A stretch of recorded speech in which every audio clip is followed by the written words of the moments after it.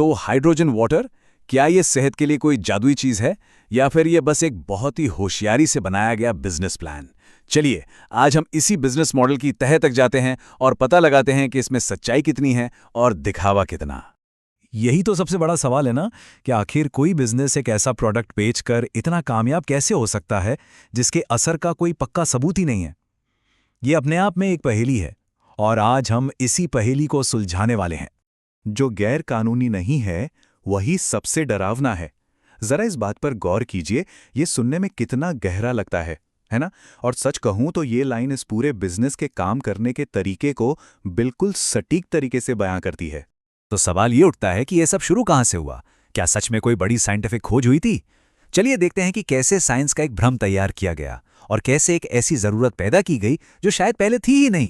देखिए, hydrogen water की कहानी किसी साइंस लैब से नहीं बल्कि शायद एक मार्केटिंग बोर्ड रूम से शुरू हुई। 2000 के दशक के आखिर में जापान का हेल्थ मार्केट सप्लीमेंट्स और गैजेट से पूरी तरह भर चुका था। उन्हें कुछ नया चाहिए था और फिर 2013 के आसपास मुश्किल से लगने वाले साइंस के शब्द मीडिया में छाने लगे। बस यहीं से हाइड्रोजन को रोजमर्रा की सेहत के लिए एक नए रामबाण इलाज की तरह पेश कर दिया गया। Antioxidants, active oxygen, free radicals, hydrogen, ये शब्द हम सबने सुने हैं, पर क्या हम सच में इनका मतलब समझते हैं? असल में सारा खेल यही है।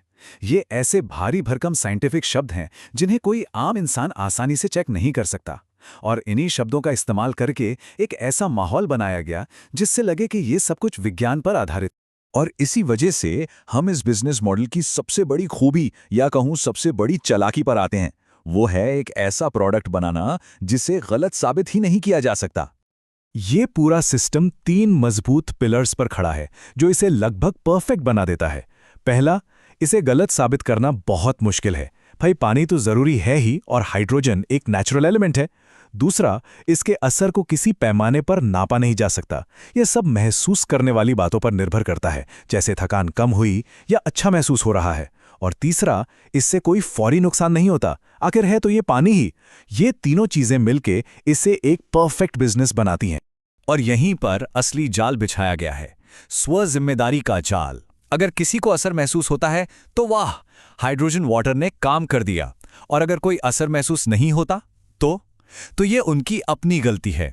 शायद उनका बॉडी टाइप अलग है, या उन्होंने ठीक से इस्तेमाल नहीं किया, या फिर ज्यादा लंबे समय तक इस्तेमाल नहीं किया। मतलब कामयाबी का सेहरा प्रोडक्ट के सिर और नाकामी का ठिकरा ग्राहक पर। कमाल की स्ट्रैटेजी है ना? पर आखिर ये सब किया क्यों जा रहा है? चलिए अब जरा पैसों की बात करते हैं। जब मुनाफे के आंकड़े सामने आएंगे तो शायद सब चौंक जाएंगे। तो एक बोतल हाइड्रोजन वाटर बनाने की लागत कितनी आती होगी? पानी, बोतल और हाइड्रोजन डालने की पूरी प्रक्रिया सब मिलाकर 100 येन से भी कम। हाँ, सही सुना, 100 येन से भी कम। और यही बॉटल बाजार में कितने की बिकती है? 300 से लेकर 500 येन तक। अब जरा लागत और बिक्री की कीमत के बीच का फर्क देखिए, जमीन आसमान का अंतर है। इसका सीधा सा मतलब है 70 से 95% का ग्रॉस प्रॉफिट मार्जिन। ये सच में हैरान करने वाला है। कंज्यूमर गुड्स की दुनिया में ऐसे मार्जिन के बारे में कोई सोच भी नहीं सकता।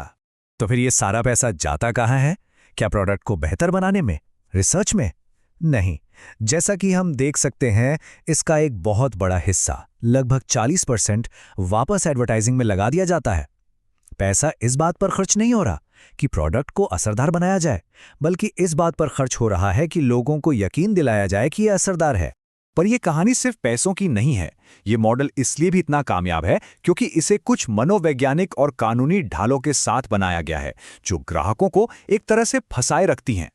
यहां पर जानकारी का एक बहुत बड़ा गैप है। बेचने वाले कुछ और जानते हैं और खरीदारों को कुछ और ही यकीन दिलाया जाता है। जैसे बेचने वालों को पता है कि हाइड्रोजन बोतल से बहुत जल्दी उड़ जाती है, पर बताया यह जाता है कि इसका असर बना रहता है। उन्हें पता है कि सेहत पर इसके असर का कोई सीधा लिंक साबित नहीं हुआ है, पर रिसर्च मौजूद है कहकर ऐसा दिखाया जाता है कि यह बहुत असरदार है। और ये लोग कानूनी पचड़ों से कैसे बचते हैं? शब्दों के खेल से। वे कभी नहीं कहेंगे कि ये किसी बीमारी का इलाज करता है।